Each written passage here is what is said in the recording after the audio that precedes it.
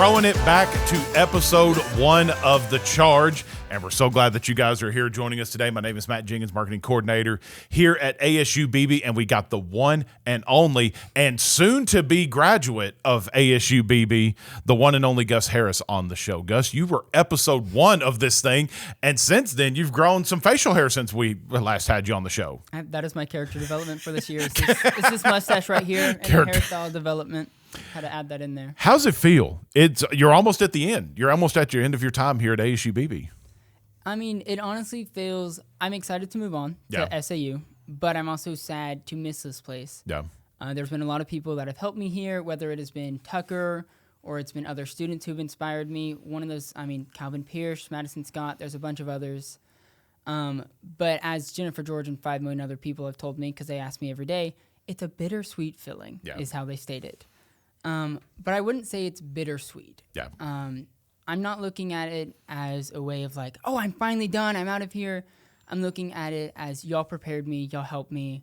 Yes, I'll be sad, but everything I've learned here, I'm taking to SAU with me, and hopefully I can help there like I did here. Do you think maybe in some sort of roundabout way, which we can dive in a little bit more for those that didn't maybe watch episode 1, or let me see if I can do this. We'll have it linked up here in the corner of the screen. You're going to forget. Yeah, I'm going to forget that, but it's okay. Well, it looks silly me doing this. When you first got to ASU-Beebe, or when you first heard of ASU-Beebe and everything about it, did you expect to be like as involved, I guess maybe lack of better words, or kind of maybe to expect this type of an experience that you've had here? Not at all. When I learned about ASU-Beebe going through Upward Bound, for the longest time, I actually didn't realize that ASU-Beebe was a college because I wasn't going to go to college. And then I thought about Lions, and that was not the fit for me. And then ended up last year of Upward Bound. They're like, hey, you have to apply to these colleges, at least ASU-Beebe. Applied and was like, oh, it's close to home, it's affordable. I had, at the time, a good friend of mine was going here. She was going through a lot of family things, so I moved here to help her and moved on campus so in case she needed anything. Mm-hmm. But I told myself before I started I was not going to be involved. I was going to get my degree, work, go home, work on the farm, and that was my plan. I did not intend, nor did I plan to be in 5 million different things, helping all over the place, arguing with people, just, for the fun of it, for the fun of the game. For the love of the game. For the love of the game, arguing with people. And for lack of better words, and we've used you for a lot of things. And I say that to say that you're almost in some cases the face of ASU-Beebe.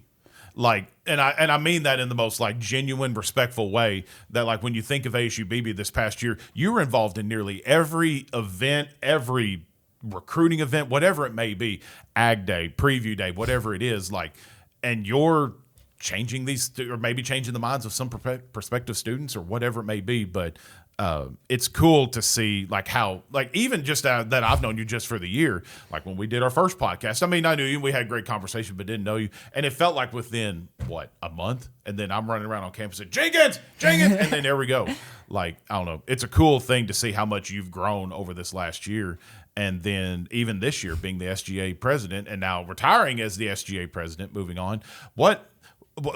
How did you get involved with SGA? What you mentioned, you didn't really know the leadership side of things, or maybe moving into a leadership role, and then here comes SGA.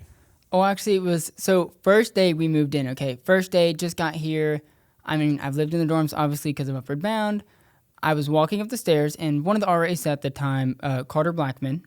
So he was actually the SGA president at the time, as well as he was a TM in Upward Bound. So I already knew his face, already knew who he was, as well as Dominique and Madison. I've seen them around. I already knew who they were. They've told me about the place.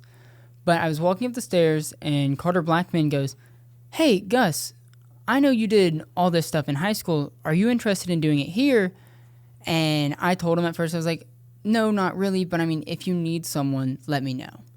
And then from that day forth, I ended up showing up to SGA tables and greeting students, learned, the potential things I could do and how to help. And then he was like, hey, you should really become our first year vice president. We need a first year to do it. I think you'd be a good fit. And so from there, I joined. My first year was quite a hectic year, but we worked on mental health proposal about getting a counselor, which is now a filled position, light proposal, just doing small events. Getting publicity up and going was very much like a first step getting into that. But if it wasn't for Carter Blackman and or Jocelyn Person, she's one of those two who got me into it, I wouldn't be an SGA. And now you're leading the next generation of these kids like Calvin Pierce, and we're going to have him on the show here after this break here just in a little bit, but coming in as the new SGA president. So before we kind of dive into just your experience at ASU-Beebe, you've already alluded to it. What's your proudest time as a part of SGA, or something that you look back as yep, I did that. That was a part that was my doing or my team's doing. You know what I mean? What's your proudest moment? So that's gonna be a hard one. I actually got asked that the other day in an interview for RA position at SAU. I'd have to say my proudest moment here is inspiring those who are coming after. Great answer. I had many people who inspired me, and whether those are people I've just met this year that have inspired me to be who I am now, but getting to inspire those, my residents, for example. This first semester, three of my residents that first semester ended up becoming RAs. One of those was Calvin Pierce and Emma Anderson, Madison Scott. And when they became RAs and we were helping decorate their boards and all of that, they mentioned, I was like, oh, hey, you're decorating your door. And they're like, yeah, we saw you do it and we really liked how you did it, so we wanted to do it. And seeing that I'm actually making an impact on these students and students who are going to be here for those who are next. Yeah. So, and those two, Emma and Calvin, they work in resident housing, but Emma's a vet tech, hard degree program, doing all this on top of it.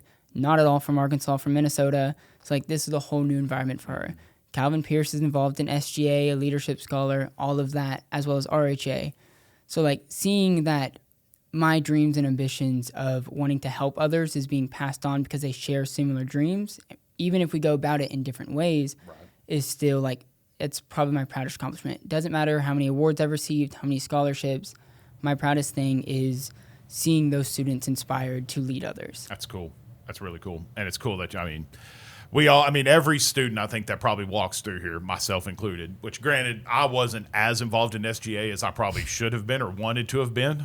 I did the RA thing and did the whole gamut of the activities and preview days. But I think if you asked anybody here that walked these hallways and we're approaching that 100-year anniversary, you ask anyone over that 100 years, they probably share the same sentiment that you do.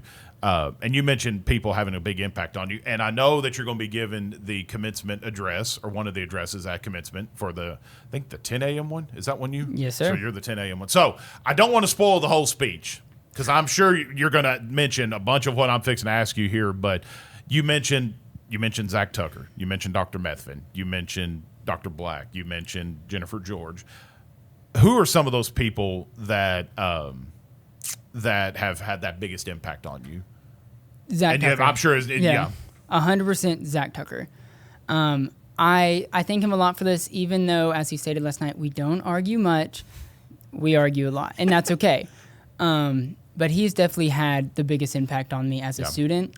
And I tell him every day, even though he looks at me funny, and he says the same line. But one of the reasons I'm here today doing all of this, or I received Academic All-Star, I'm an RA, all of this is he's helped me get there. Right. And then he'll go, you did it all by yourself. I was just here. I'm like, well, yes and no. You were there to help lead the way, provided me that chance, and I took it. He has definitely made the biggest impact on me and a lot of other students too. It's crazy to think of how much he goes above and beyond after hours. If there's a storm, make sure everything's ready, or when we've had cases of students unfortunately going to the hospital, he would stay up late at night and make sure they're okay, go to the hospital with them. He's definitely someone who has helped me out tremendously to be who I am. That's cool. What about Dr. Methvin? Dr. Methvin, I will say... save some of this for the graduation speech. I will. But don't worry. And so many times, and I kin this to, I think it was a theater recruitment day or something like that. But Ryan Gibbons said the same thing. It was you'll agree with me, I'm sure, that there's literally not another chancellor in any school that is like Dr. Methvin, but also that builds relationships with all these students like she does. And it's crazy to think she's built that strong relationship with you. And I could name, she's probably built the same thing with Calvin, built the same thing with Michaela and Lauren and all these kids that when y'all walk across that stage Saturday, it's going to be emotional for her because, you're her kids. Yeah, I know. She is definitely one of my favorite memories about Dr. Methan so far, this is like first semester, so before I was really involved in everything. Right. I was walking to my classes. I was a social work major at the time, and I was like, "Oh, can I throw my baseball cap up on the arch and like land it perfect?" Right? I succeeded. Okay, I managed it up there. I then struggled for 5 minutes to try to get it down from the arch. I can't climb that thing. I was in boots. What was I thinking? And there was a stick, so I got it down. And I don't know if she remembers this, but the next day she ended up talking to me, and she goes, "Hey, so what were you doing at the arch yesterday?" Oh, by the way, I did not meet her at this point. So I've never met her before. I was like, "Oh, I'm in trouble." And I told her the story, and she thought it was funny. And so every now and then when I go to talk to her, I'm like, is she going to mention the arch? Like, is she going to mention what I did? Because her window's like, she's always open. So she's seeing what's going around on campus. Yeah. And I tell students that on tour, I'm like, I'm going to let you know, here's my embarrassing story so you are prepared for when this happens to you. But it's also like, seeing her, and to all of our students when they come here, they're like, "Oh, I toured here and here." I was like, "Oh, those are really good colleges." And but I mentioned the first week of school where Dr. Methan gets on a golf cart and she drives around campus like, "Oh, hey, do you need help getting to your class?" I'm not gonna see that at SAU. Yeah. Dr. Bruno Hicks is an amazing man, but that is a huge campus and way more students. But here, and on majority of my tours, I either walk by Dr. Methan or there's Dr. Brock. I end up walking by one of our deans, one of our vice chancellors all the time on tours. Right. And I mention it. I'm like, here, you're going to see them. They're just around. Get to know them, talk to them. They're not scary, I promise. Like, that's just how they look. Yeah. But she's definitely made a big impact on... I've honestly thought about becoming a chancellor one day and possibly a dean of students because of Tucker and Dr. Methan. That's cool. I made the joke we had RA breakfast and we went to her house and ate breakfast and I was like, "So how much do you make?" I was like, how do I get your job? Because she has a gorgeous house, a lot of great people, but seeing the impact she gets to bring to students and make them feel welcome. That's one of the reasons I want to be a teacher and I want to become a principal is so I can make that impact on people. I love it. So that is, she wasn't my first original inspiration for it, but she definitely led a part on it. What makes is that what makes ASU-Beebe so special? Like you mentioned Zach Tucker. An incredible dean of students and takes care of all the kids, all the events and things like that. The same with Dr. Methan being there for so many kids. Is that the ASU-Beebe difference in what makes this a place for students to grow? Educationally, personally, whatever it may be. I would definitely say it's a major part of ASU-Beebe, but it's that's just one part of the many reasons of what makes ASU-Beebe ASU-Beebe. We have students from all different backgrounds, different areas, whether you're from Hot Springs Village or you're from a little Hickory Plains, which is a gas station and 2 churches, that's it. Or if you're a non-traditional student who's just trying to get their life back together, or, "Oh, I want to go back to school because I realize I want to be a nurse." It's one of those of ASU-Beebe isn't just one thing. The people here definitely make an incredible influence on us as students and definitely build that community, but a part of it is also our students. There are an incredible amount of students here who could honestly go anywhere else. They could have gone to some big school and took charge and led there, but they chose to come here. If it wasn't for the students, the staff, the faculty, just the environment that's here, there wouldn't be ASU-Beebe. And it's cool that you've had the experience that I think that we pitch out on social media, like the marketing buzz, but you've had the experience that every high school junior, senior that they crave to have.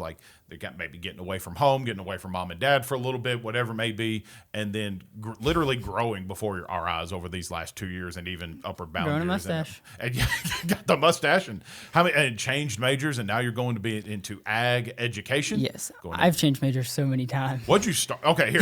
Okay, so let's preface this. Let me scroll my mouse over here. So what was this? Oh. What was this kid thinking? I think we filmed this in July. That was over the summer, July, when I was working for Upward Bound. So what was this kid? Let me rephrase the question. What has changed from this Gus Harris that was in episode 1 to the Gus Harris that sits across from me right now? Other than the facial hair. Yeah, other than the facial hair.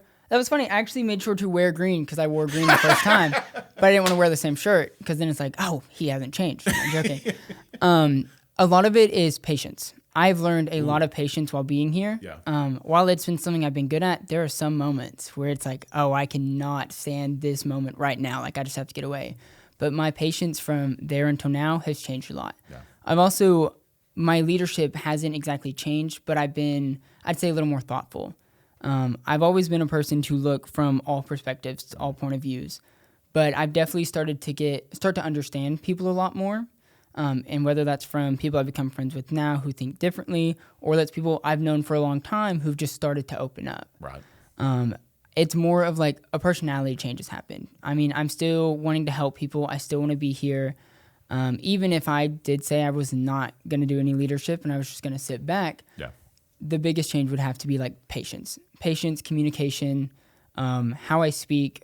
It's definitely become a little more formal over the years, especially being here because I'm in front of the camera a lot more often. So I had to kick out a little bit of the country slang and the redneck out of there. Hey, the slang needs to stay like that. That I learned that from day one. They were like, you got to get rid of the redneck attitude and be proper. I was like, no, that ain't me. But I love it. So, well, on behalf of a lot of us at ASU-Beebe, and I'm sure a lot of people would echo the same sentiment that we're proud of you. We're proud for how much you've grown. And even though I've only known you since I started June 16th, so we're approaching barely a year, but I'm proud for you, happy for you. And now you're going to transition from being a vanguard to a mule rider. I will. When we come back, Gus is going to stay on the set, but we've got the brand new Student Government Association President Calvin Pierce jumping on, and we'll see what kind of advice and tips that we're going to bestow, or maybe we just ruin his life in the same. I like that idea. More of the charge coming up here just in a minute.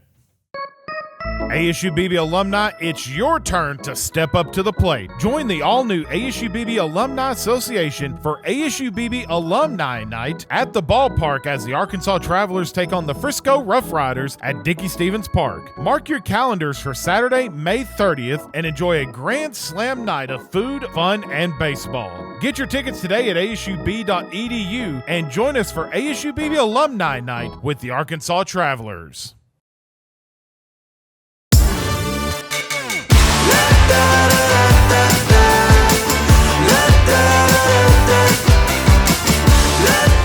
Back here on The Charge, my name is Matt Jenkins, and we are pleased to now be joined by the one and only Calvin Pierce, the new SGA president, and Gus still sticking around here. So, yeah, congrats on the new SGA president. Thanks, guys. Thank you. Yay, looking good. So we'll dive into more about what the SGA thing for you and becoming the new president. But tell us a little bit about how Calvin Pierce, the student in high school, and how you ended up here at ASU-Beebe. Well, it's funny because Gus was mentioning how all of the higher-ups in office would make relationships with the students, and that's exactly how I got here. I was not planning on coming here at all. My mom pushed me to come here because it was cheap, and she was going to pay for it if I didn't come here. It's funny what Mama says you're going to do something. That's what's going to end up happening. So. Exactly. And it sounds to me that now that you're the new SGA president, it sounds like she, I want to say forced you to make the right decision, but it sounds like you think she made the right decision for you. She did, but when I got here, it was like, okay, well, maybe this is the best place for me to come. What was that first? What was the moment for you when you were like, yeah, this she was right. This is the place I need to be. It was just a meeting with Jennifer George. That's all it took. The JG. The JG, the one. And I hear that from a lot of kids that like when they come here and they were like, yeah, Jennifer George. Like, I mean, as much as I said during the previous part, like you're the face, and I'm sure you will be too, because Lord knows you being the new SGA president, Courtney and I are going to be calling you a lot for different projects. But good. I think the same could be said about Jennifer George too. Like she forges a lot of these relationships, not only just for high school juniors and seniors that are building that, but preview days. I'm sure both of you'd agree with that. Oh yeah, 100%. So as the new SGA, what led you into SGA? Because Gus kind of talked about how.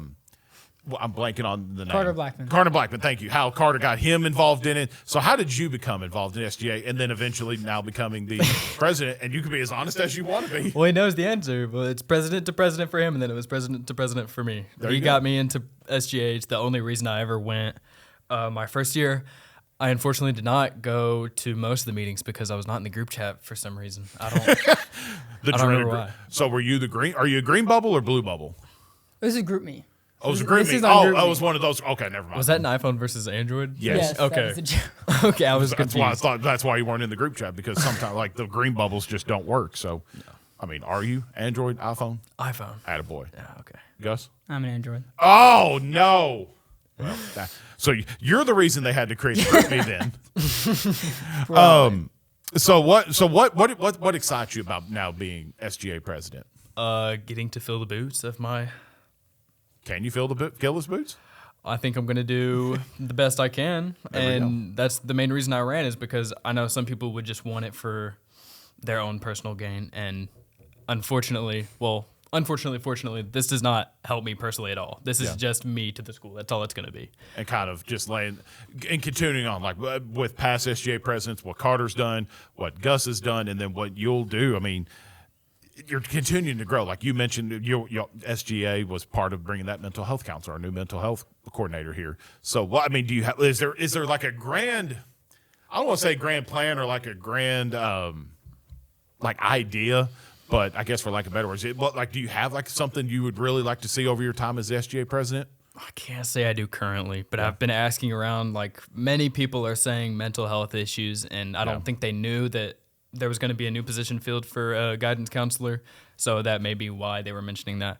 But that's the main thing I'm excited about, is asking students what they want to see and actually getting to see their ideas come to life at Beebe. That's like one of the most. And I popped this back up for that same reason, because I'm sure that honestly, other than the hair, the facial hair, like you're still a good looking kid, like you're good, but. Well, we're gonna have the same conversation come probably next April, May, whenever you graduate and you walk the stage. Oh, you're gonna put me on the TV with my bald head? Absolutely. Are you gonna be bald by then? Bold, bald, and brave. His SGA campaign running speech. I love it. What's your major, Calvin? I didn't start off with that. I am psychology now. Psychology. So what's the end goal for Calvin Pierce? Like, what is it? Being a counselor, or is that the end goal? Would be finding a job that I like. Good. Well, I'm looking. I'm still looking around. I think therapy is interesting. I don't know if I'll just be like straight therapy, or if it'll be like one of the umbrella things under the entirety of therapy. But something in that range, I think, is what I'm most interested in right now. It's funny we switched, because I started as social work, was going to do therapy, and then I'm going to ag. He started as ag, switching to psychology to do therapy. What did Carter do? I have not a clue. I was going to say, I didn't know if he might not an idea. Like, is there like a parallel effect between this whole thing? Because who knows? Maybe. He was biology. That's right. He wanted to be a, I think, biochemist. Smarter than me, that's for sure. And maybe by the time next time rolls around, like we've got the beard, he's got the mustache. So probably by the next time we do this thing in April, you have a goatee. I won't have nothing. You don't want to grow facial hair? No, I'm just saying it's just not nothing. Gus, what advice would you have for the mustache? Well, I mean, that too. What about for SGA president? What would you tell Calvin? Oh, forewarning, people are going to hate you. And you're going to have to deal with it. No matter the decision you make, someone is going to disagree. And that's okay. As long as you're still helping people and you're there for people to listen, you're doing fine. But also I don't want you to sit here and compare yourself to me the entire time. Because I compared myself to Carter, and at first that was not great. That set me back a little bit. So try to be the leader you want to be, not a leader that someone else was, not the leader someone's telling you to be, but who you want to be. It's an awesome message. Thank you for that. It's a great answer. It's a little grim, but thank you. It's a little grim. It's not grim. Reality. It is the People reality. People are going to hate you. And I feel like, I was never in like that type of a role, but you can't make everybody happy. That's just the way of life, and pretty much anymore. So the worst part of it is that you can't make everyone happy with it. But you just got to you're going to do whatever you feel is best, and your cabinet, your team, and you're gonna knock it out of the park. I just know that for sure. So thank you. If you could leave, and I'll throw this back to Gus, and then we'll wrap this thing up here. If you could leave one message for future student leaders, whether it be for Calvin or someone maybe 5-10 years down the road that stumbles upon this podcast on YouTube. This is an odd one. No matter the age of the person, or it could be a 5-year-old, it could be a 55-year-old. Listen to what they have to say. It could be a simple idea. It could be some grand scheme. Listen to what they carry with them as dreams and inspiration. Because that might be something you carry along with you. Actually, in my graduation speech, I mentioned dreams and ambitions, those that I carry of my own and those I've gotten from others. It is definitely something that has made me a leader who I am now, because while, I have my own dreams, a lot of my inspiration and some of the dreams I carry with me are from others that is like kind of stuck with me. It was never originally mine. Yeah. I think we're going to have the tissues ready to go for commencement. I don't know. It's going to be fun, though. Calvin, best of luck on being the new SGA president. Thank you. Is it in effect now, or will it be for... Kind of. He's in effect. I was inaugurated. It was inaugurated, okay. How did that inauguration go, by the way? Oh, thank you for asking. It went terribly. I appreciate you bringing that up on the podcast. Oh, of course, yeah. I would be a bad host if I didn't ask that question. I get really bad social anxiety sometimes, and he was reading, but I was thinking about, please don't mess this up while he was reading it, so I forgot every word he said. He'd say 3 words, and I'd be like, okay, cut it in half. Just say it one more time. I don't remember it. I'd have to go back and watch our video. I think I messed up my wedding vows. Not like that, not saying that, but like when the pastor starts asking you, do you take this, or you have to repeat what the pastor says. And I think I said, what? Like, repeat that or like slow it down? I would have walked away so fast. I would have done, cut the cameras, cut From your wife? Sorry, McKellen, we out. We're done. Take 2. Take 2, let's do it over again. But no, best of luck to you, Calvin, and to Gus again. Congratulations on everything. And I know we are all excited to watch you walk across that stage. And how many cords are you wearing? I think only 3. Only 3. Only 3. You're going to be so excited by his cap. It's awesome. My cap is really nice. It's also, the best part of this. Because y'all can get to that. Okay, yeah. It's in my speech too. So it's a special part in my speech as well as 3 other items that I'll bring with me. Nice. So you'll get to hear all of that. And I told Tucker if he doesn't cry, I have to stay 1 more year. So we better hope he cries. That would be a tremendous blessing for everybody. So I think we just need to tell Tucker not to cry. It's my one goal for this year. If I can make Tucker cry, we win. Graduation's fine. Biggest achievement right there. Does he cry? Like, is he an easy crier, or is he kind of like a hardcore? No one knows. No one knows if he cries, if he just locks in. Just no one. Sitting up That's there. what he does. He just. Yeah, he'll come down the stage. He'll just be like, Yeah, that's what it is. Or what was That's it? it. We're at a last event. And, at the Peter Pan performance, and he was clapping. He goes. And we looked back, and I went, Tucker, are you happy that it was like the show was really good, or like what's going on? And it was just Tucker. He enjoyed it. We talked about it afterwards, and he walked around and was like, I'm so proud of you. You did amazing. I was just like, but just the clap. I was like, this isn't showing just that. have a little bit more rhythm in that clap. That's funny. It'll be good. Yeah, we're gonna have to have Courtney. Like, we'll have all the cameras going for commencement, live streaming, and all that. We're gonna have to have the Tucker cam. We need a Tucker. Can we actually have it like decorated as like Tucker cam? Yes. Put either that or like perfect. Either that or what we really need to invest in is the Meta Meta glasses. And then like, oh, that's smart. Give me one right now. I'll turn around to him and go. I wanted to buy those. I want to buy those just for the speaker.